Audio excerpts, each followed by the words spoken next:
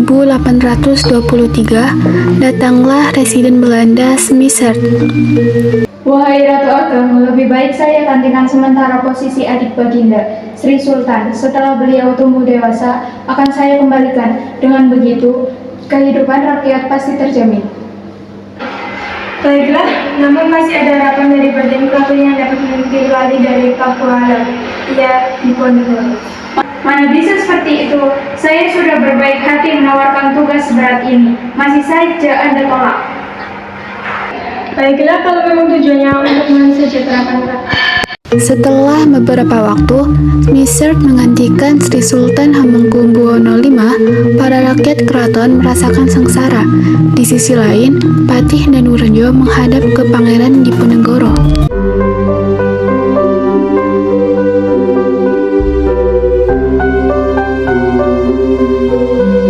Bagaimana kita bisa makan? Untuk berdiri pun rasanya tak kuat menahan pedih. Keuangan kita sudah mencapai kebangkrutan. Tolong pinjamkan kami uang untuk membayar kompensasi. Baiklah, akan saya usahakan. Insya Allah ada jalan. Terima kasih.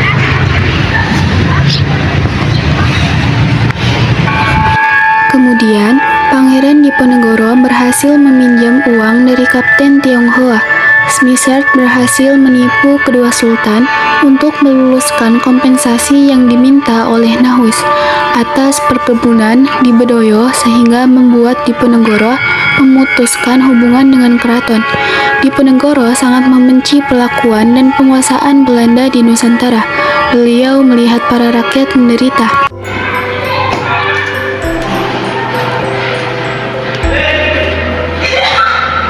Mengapa kalian bersedia bekerja sama dengan Belanda?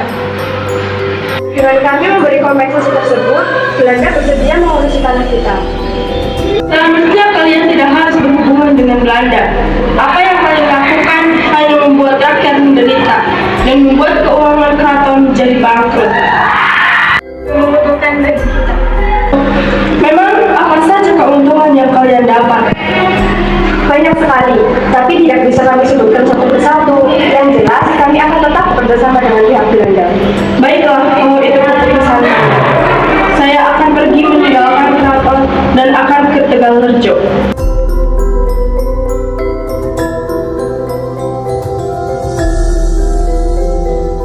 Setelah konflik itu terjadi, akhirnya Pangeran Diponegoro memutus hubungannya dengan pihak keraton.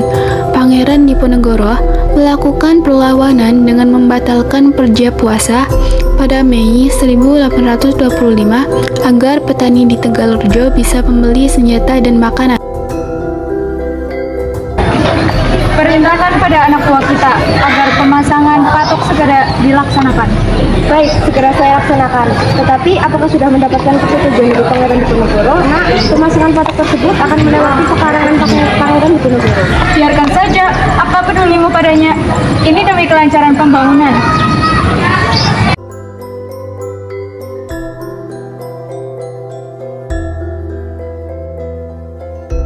Tuan, Belanda sedang memasangkan patok dan berencana membangun jalan Anyar Penarukan.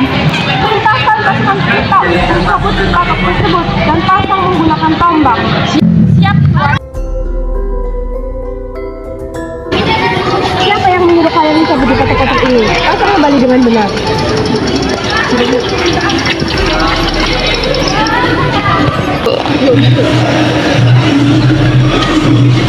Tuan, bagaimana cara kita Malam dulu sampai habis. Saya akan memikirkan bagaimana caranya. tapi keadaan dan semakin memanas. Baiklah, kita akan membangun pertahanan di bentang sekarang. Ya Tuan, akan kami pertahankan perjuangan. Kemudian, Pangeran Diponegoro menyusun siasat perang merencanakan untuk menyerang Keraton Yogyakarta dengan mengisolasi pasukan Belanda. Sebagai pemimpin keraton, Pangeran Diponegoro didampingi oleh Pangeran Mangkubumi, Ali Basyah Sentot, dan Kyai Manja sebagai pengawas spiritual dalam perang ini. Perang ini semakin meluas hampir di seluruh Jawa. Karena itu, Belanda berusaha meningkatkan kekuatannya. Kuatkan pasukan kita untuk melawan Diponegoro. Kirim Letkol Kluren dan Letkol Diel ke daerah Banyumas. Tetapi kita harus benar-benar membuat pasukan.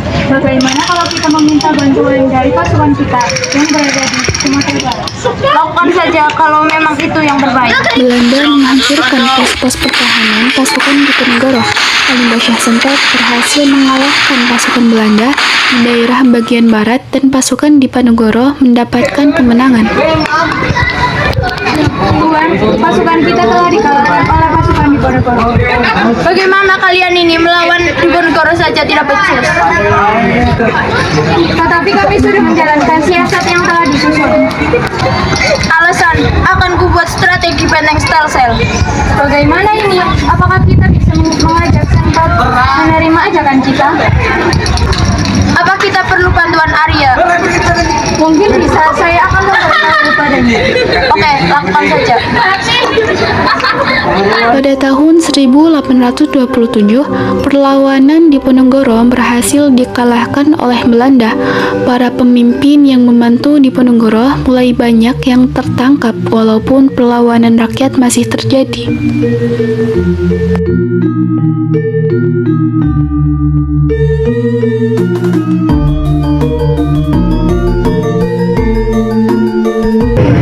Mengapa tidak kau terima saja perundungan yang akan diadakan oleh Belanda? Apa? Belanda itu musuh kita. Yang ku tahu setiap Belanda ingin mengadakan perundungan dan memberikan banyak Dengan memikirkan banyaknya korban dalam perang, Halimba Syah Sentot pun menerima ajakan untuk berunding. Bagaimana Tuan Sentot? Apa yang Anda inginkan dan apa yang bisa kami dapatkan? Biarkanlah aku dan pasukan Diponegoro berjuang di jalan Allah dan jangan kita aku untuk melepas tempat ini. Baiklah, akan kami wujudkan. Tetapi setelah perjanjian ini, tanggal 24 Oktober 1829, kalian semua harus menyerahkan diri ke ibu kota Yogyakarta. Kemudian ditandatanganilah perjanjian Imogiri antara Halimba Syah Sentot dengan pihak Belanda. Penyerahan diri atau tertangkapnya pemimpin pengikut Diponegoro merupakan pukulan berat bagi perjuangan Pangeran Diponegoro.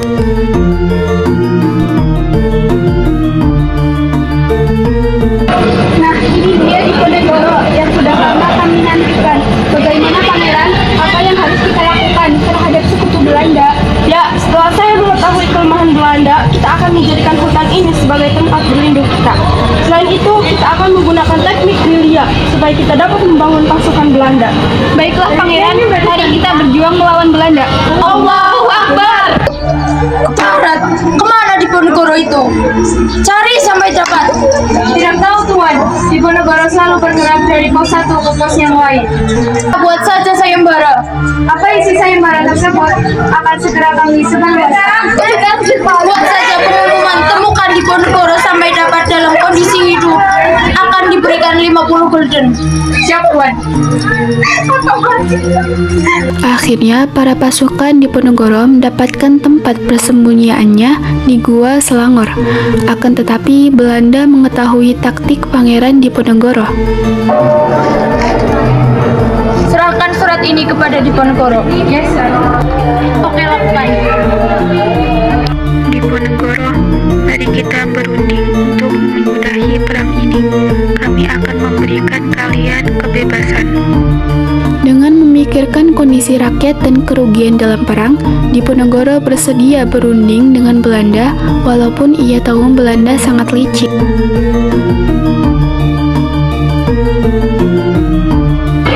Kami memberikan tawaran bagaimana kalau kita melakukan gencatan senjata saja.